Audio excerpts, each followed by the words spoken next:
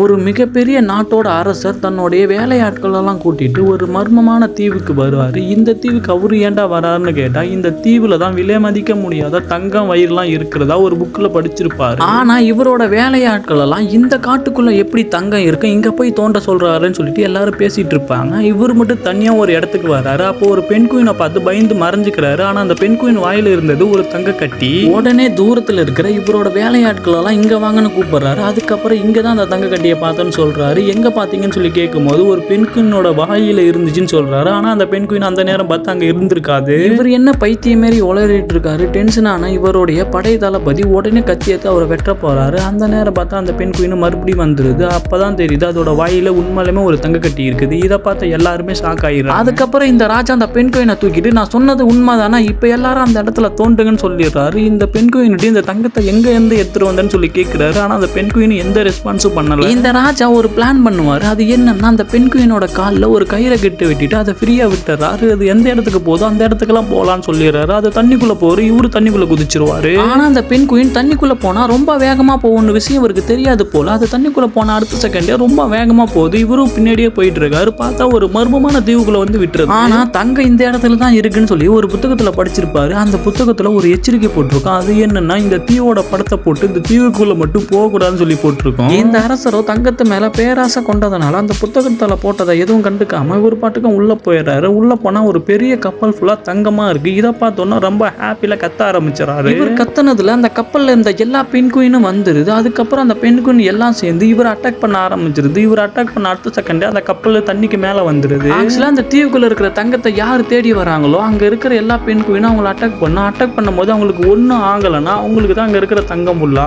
கடைசியா அந்த அரசர் ஆசைப்பட்ட மாதிரி அந்த கப்பல்ல இருக்கிற எல்லா தங்கத்தையுமே எடுத்துட்டு இவரோட நாட்டுக்கு போயிடுறாரு.